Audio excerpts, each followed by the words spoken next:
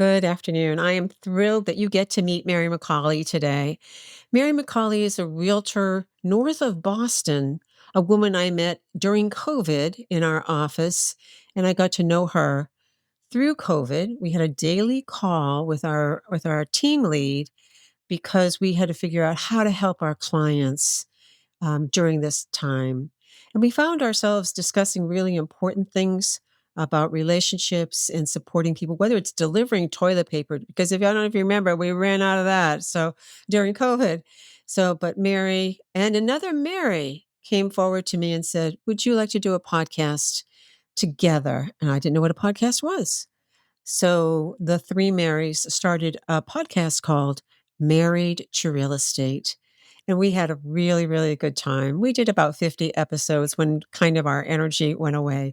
So I got to know Mary McCauley really, really well, and I got to respect her as a realtor and just basically her integrity going forward and her honesty and her willingness and ability to talk about the changes that happen inside as you're working with people.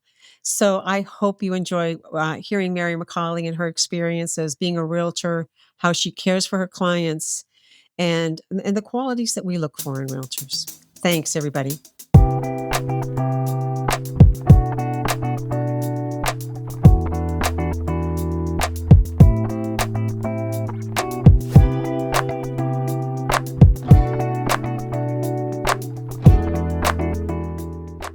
Well, welcome to Real Estate Connections podcast. Today is a first. Today we're having our very first realtor talk about how they do business by referral, and particularly talk about how their clients can be expect to be treated by a professional realtor. And so I've invited my pal, Mary McCauley, to talk to us because one, I have referred her business, and two, she refers business all the time through her network.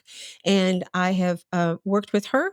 Maybe since COVID, right? Since COVID. Right. So Mary and I met during COVID. We were at the same brokerage, and then we became podcast partners, which I'll talk about a little bit in the introduction. So meet Mary McCauley, one of my favorite realtors, one of my favorite people who reach out into their community to be significant in the community, more than just real estate, but to be meaningful and to have a meaningful role with people. So welcome, Mary. I'm so glad to see you. Thank you, Mary. Thanks for having me. We have the same first name, don't we? You do. There's a reason for that. Yes. So I asked Mary to talk about today what happens when she gets a phone call from somebody who says, I want to buy a house or I want to sell my house. And so, Mary, if you would walk us through, take one, buyer or seller, however you prefer, take Sure. one and walk us through what happens and how you make this experience the best possible experience, not only for your client, but also for you because you're carrying a lot of the weight as well. So, okay, ding-a-ling-ling, Mary. Oh, I love this role playing, Mary. Hello. Hello. No, so my first question usually is, tell me about your situation because everybody's situation is different. And, I like to start there because it gets people talking and you want your client to talk to you. You want them to feel comfortable. You want them to give you all the information rather than sort of asking yes or no questions, how many bedrooms, that comes later. If they're buyers, say, I like that because, we do get into that in our initial conversation, but then we always have to meet, so I kind of pre-qualify them on either side of the transaction, whether they're listing or they're buying. And then depending on their experience, you spend more time with, say, a first-time home buyer because they don't know anything about the process and they're looking to you to be the trusted advisor and the one that's going to guide them through this minefield, basically, of the biggest financial transaction of most people's lives. When you say pre-qualify, what does that mean? When I say that, it's just getting to know them, who are the decision makers, who's buying the house, what are they looking for, what's, their five most important things.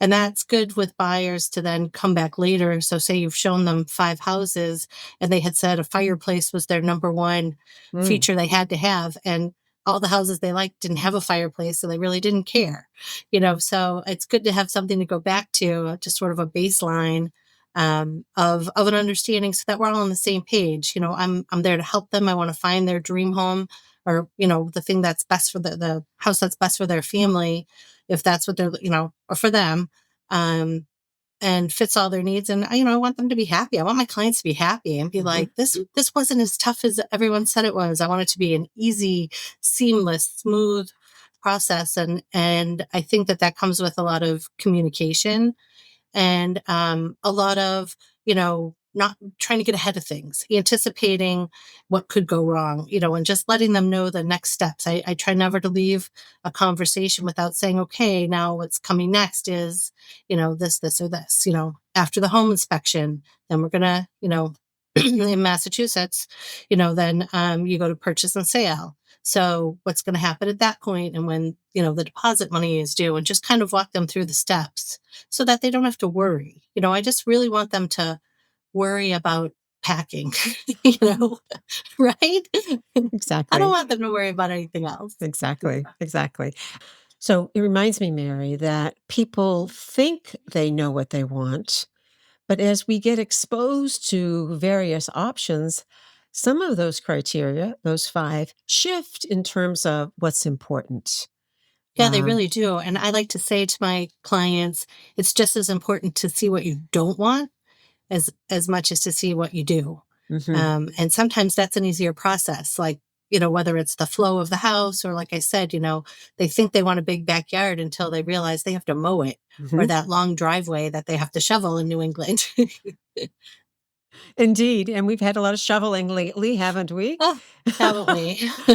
Florida Talk sounds nice. Yeah, talk about, somebody who calls you and wants to sell their house. "I want to sell my house." "When did you last sell your house? When did you last sell a house?" "Well, 30 years ago." Talk about that person. Right. So with listings, I like to try to get in front of them as soon as possible and have that listing appointment. I had a recent one that was a referral from another agent on the South Shore, and they want to sell their house up here and buy something south of Boston. And so they asked me if I would help them list it. And one of the things that was so interesting about this is that I was the fifth realtor that they interviewed. Wow. I know. I know. So, I tend to overdo and go the extra mile and think big, anyway, and everything I do. And so with this particular listing, I put together a binder, which I always do, but this was just a little bit up a notch, because I knew I was competing for this. And I wanted to do a good job for this agent that was referring it to me, hopefully open the door for more referrals. But I went through and, pulled all of the deed, the documents, the public record, all the things that you do, the previous listing, some permits, flagged all the things that maybe this homeowner wasn't aware of. He Mhm. had only been in the house a couple of years and he had relocated here from out of the country and for a job, and now his job is 100% remote, so he wants to live closer to friends and family. And he didn't know. He said to me afterwards, first of all, he wanted to keep the binder. But then when he picked me, he said that I had told him things that no other agent had gone Mm, over, mhm. and I had explained things. I took the time. I was there about an hour. I try to keep it an hour or less on those listing appointments. Everyone's time is valuable. And it can be overload. So I don't like to overload with too much. But I left him the documents to look at. He did not sign it right away, and that was okay. I knew, like I said, I was the fifth one and he was going to make a decision. And it was interesting because I did say to him, when we meet, you can decide if you want to work with me and I'll decide if I want to work with you. Not Excellent. every client realtor is a match Mhm. on either side. And what did he say to that? I think, he didn't really respond. He just said, "Oh, okay." But I think it's just kind of put him on notice, that I was interviewing him just as much as he was interviewing me, and I do believe that that is an important business model to have as a realtor. You don't have to take every client. There are some that are just looking and will never buy, and there are some that feel that they've hired you and therefore they can treat you a certain way. I think you have to have your standards. It's very Very good. important. Reminds me that many years ago when I started to be a realtor, I remember an NAR statistic that said, what do people want in a realtor? And the first thing they want is trust, right? So your package, your binder, goes beyond even trust. It goes, into diligence. Diligent. The second thing is responsiveness, and I know that we have lots of questions and anxiety, and we start worrying about something over the night. What if this happens? And to know that they can contact their realtor the next day and ask a question. So that was responsiveness, and the third quality was competence. And so we all begin at the beginning, right? Right. So, and I know you began working for other realtors, isn't that right? I did. I got my license and joined a team as a transaction coordinator. And I Perfect. lasted about 8 months before I said, I want to be a realtor. I don't want to be, behind the scenes. And I did have a coach at the time. I entered the coaching program. And then I actually ended up coaching agents for about a year and a half, Mhm. as well as running my own business. And then currently I'm a mentor for several of the new agents in the office. I care about that things are done right, correctly. I don't want anyone to do it wrong for compliance reasons or Mhm. make a mistake. And so I enjoy that, training them and helping them be the best agent they can be. Yes, and I think also to that point, help them be the best agent they can be is bringing success along and sharing success. There's kind of an old image of realtors being really clawing, and protecting. And my sense, ever since I became a realtor, was the generosity of other realtors to teach us about something we don't know yet. And that's the other appeal of being a realtor is there's always something new.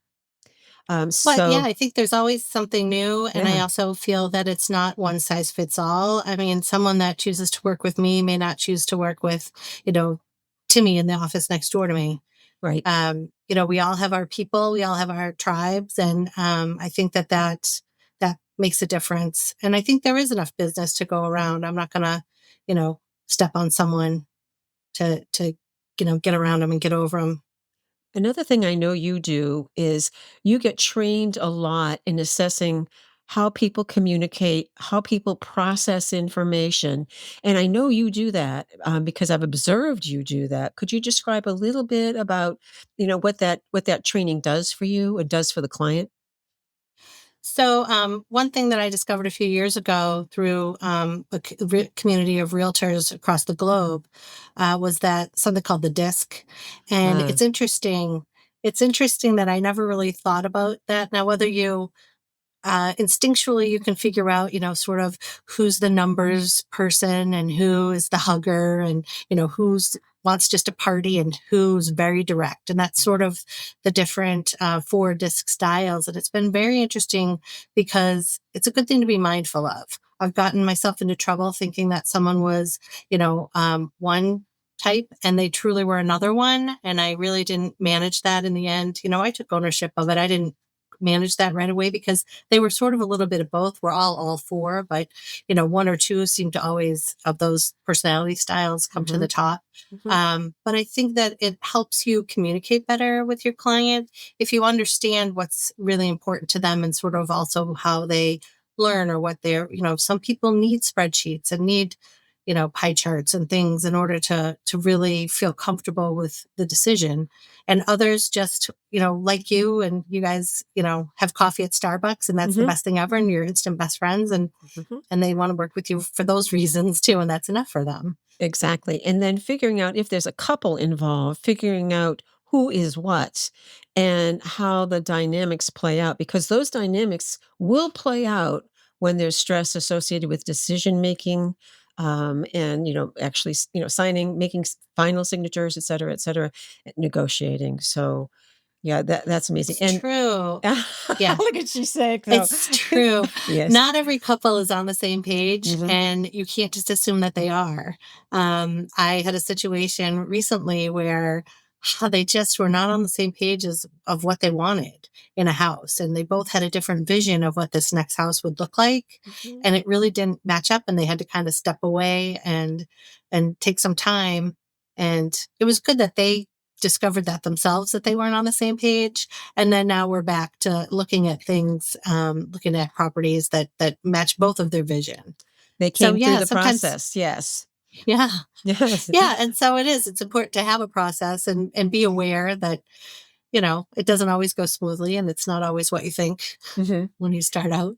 So, Mary, what do you do when you have somebody that you want to refer to another agent outside the area? Let's say out of a different state, because mass laws are fairly unique in some ways. But how do you prepare your client for the referral, and how do you find them a really good agent that will have the same kind of standards that you have?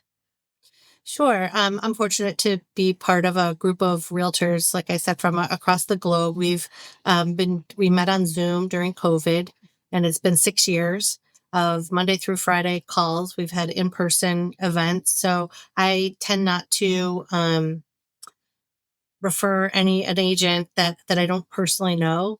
Anyone that I refer to, I've had dinner with, or drinks, or sat in a conference with for 5 hours, or something. I have a relationship with them. I don't feel like a good steward of my client's relationship if I don't know who I'm referring them to. Right. So I don't do it randomly. I definitely vet that process, because it's a reflection on me, like anything. If you recommend a landscaper or a painter and they don't do a good job, it's a reflection on you. So I take that very seriously. Mhm, good. And then how do you prepare your client that you're referring, your person here or wherever they are, referring them? So I think if someone's asking me for a referral, I'm lucky enough to have the kind of relationship where they know, like, and trust me, which we know, Mhm, is sort of that buzz phrase, but it's very important. And so then they trust me to connect them with someone that will take good care of them, like I would. And that's kind of how I think about it. mhm, excellent. So referral is the longer you're in this business, and really, hopefully, any business, the longer you're in, the more your client base is by referral, and it works to everybody's advantage. I mean, I can think of several ways, but if you would talk about what it means to you to get a referral and what it means to you to give a referral. Yeah, well, I'll start with what it means for me to receive a referral. That's really lucky of me. I mean, it's fortunate, because that means that someone trusted me to Mhm, to take care of these friends or family of theirs, in a way that they would, want to be taken care of as well, or that I did a good job for them, and so they're referring their cousin to me. That happened recently, and they were like, "Yeah, my cousin said you did such a great job," and they were so happy.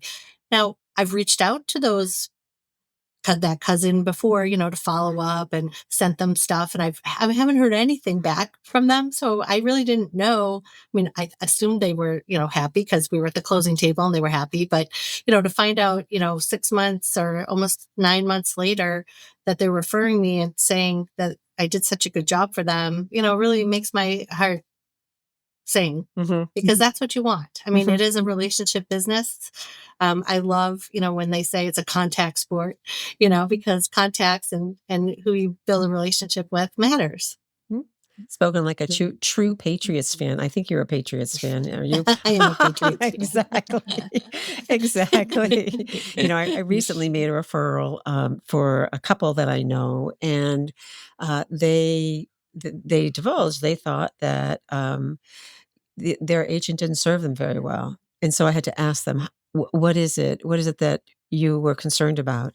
And they said they were the first person they latched onto, and I said, "Were they referred was this person referred to you?" She said, "No, no, just somebody I came across." And that's another number I like to throw around is 86%, people, hire the first agent they meet. And, I'm kind of like that. I'm the back of the envelope person, oh, yeah, yeah, it feels right. It feels right. But as you were describing, you only get to know people over time and discussion and figuring out what's important to them. So anyway, when I went to get them an agent to refer them, I thought a lot about their personality styles and kind of who they were, and it worked. It worked real, and it feels really good to work, doesn't It it? really does feel good when you make the right match. It's like It a does. matchmaker, you know? Yenta. Yes, exactly. Yeah. I so appreciate your experience and all this, and I know as I get more local referrals, I'll be talking to you as well. But Mary, talk to us a little bit about the market you're in. What is your market? Are there any trends that you're seeing? I know that we are hearing different things from different parts of the country. You're very connected through the James Shaw Yeah. Group, which is tremendous, awesome, awesome providers across the country. But what's happening in your world?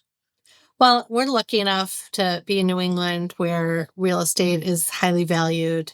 We don't see those lows that, say, a Florida or more rural areas will see. Our property values are really strong here and continue to be.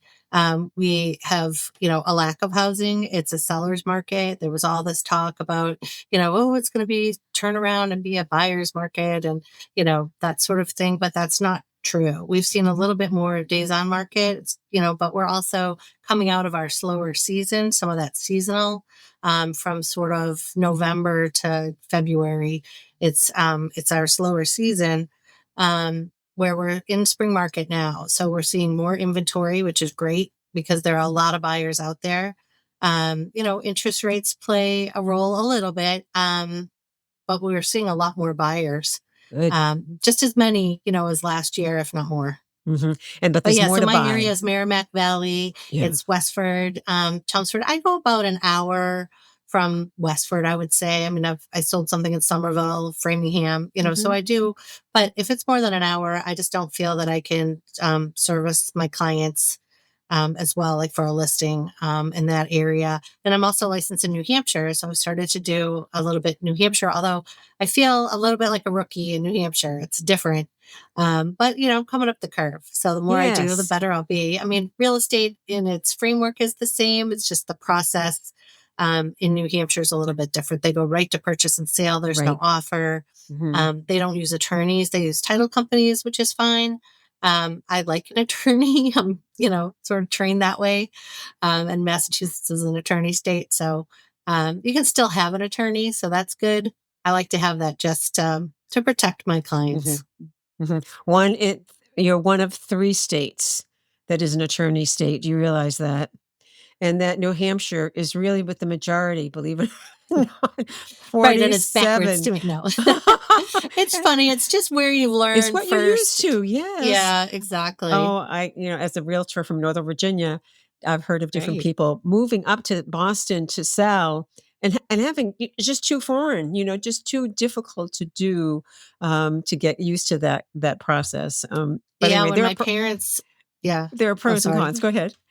Yeah, no, my parents sold their house in South Carolina, and that was a whole different process. I was sort of their advisor since I'm in real estate, but it was it was not the same at all. They had Hmm. pages and pages of things that have to be fixed by the seller that before even the process moves along. It's really really interesting. So, So um, to your point, every state is different. And I would imagine even parts of states like New York City versus upstate New York would be very, very different, very more intense, Yeah, I mean, I different think, the rules. state, Yes. yeah, the state mandates the forms and some of that, but how you actually conduct business Hmm. can vary a little bit within those, laws. Hmm. Yeah, you're not driving to your appointments in Manhattan, that's for sure. No, you're probably not. Not indeed. Okay, so one of my early episodes here was a discussion with Tony Cardinelli, who is a Love local Tony. lender. Yeah, and Mary's a big fan of Tony Cardinelli. So, Mary, as I shared with you before, I asked Tony, "How do you get a really good lender?" And he said to me, "Mary, you find a really good realtor." And so, Mary, how do you find a really good realtor? Oh, I think, yeah, I think that's where referral is so important. It's who you know and like and trust, like I mentioned before. I think that your reputation says a lot. And, online, people start their search online. That was eye opening. Like some high percentage of everyone starts their search for a realtor even online. They Hmm. don't necessarily use the one that they used 10 years ago to buy their house. I thought that was interesting stats. It's relationships. You Hmm. hope that people will come back to you over and over again and refer their friends and family to you because you gave them such a good experience. Exactly. And that's your ticket. That's the trust. You get to do that first step faster, just to and so your intake, your discussion, you're getting to know people, they'll find out that yes, my cousin said this person is really good and they were right. And once you make that leap of trust, I think that that's a much smoother relationship going forward. Doesn't mean that it's without trouble, but it means that you can connect and you can even get through different troubles together more easily because you've jumped that trust hurdle, which is really helpful. Hmm. Yep. I think it is because it does take time to build trust. Mhm. And that can be, hard to do Mhm. when you're trying to sell someone's house or help them buy something. Mm. And one last area I wanted to talk with you about because I think it really is important and I see it in you tremendously is you're reaching out into the community and being of service to the community. And what stands out for me is you're very, very dedicated to veterans, as I remember, Mm. but not only, but that's one area that you're really strong with. And could you discuss a little bit about why that's important to you and why it would be important for many professionals to reach out to their communities? Sure. I think it goes back to relationship building. I think also if you do something you love, you'll find like-minded people and people that will want to work with you. If they get to know you outside of what you do, I think that just deepens the bonds of a relationship. Mhm. I love the Westford community. That's where I raise my kids. That's where I work. So I am heavily involved. You and I are both involved in several things overlapping. Mhm. We both like to volunteer and we're service heart oriented. And I think that shows through in everything you do. There is a quote I love that is, how you do anything is how you do everything. And I really think that's true. Well, how about we'll end on that wisdom? And thank you so much, Mary. And I hope you have a very profitable, successful, rewarding season, spring season as it gets into the summer. And Thank you, thank you Mary. Thanks for again. having me on. You're very welcome. Thank you. Thank you so much for joining us today. And I hope you found this conversation useful to you and your real estate goals. You'll find the contact information for our guests and any links they recommend you have in the show notes. And should we be able to help you identify some strong real estate professionals in your area, drop us a note at info@realestateconnectionspodcast.com. Thanks again and bye for now.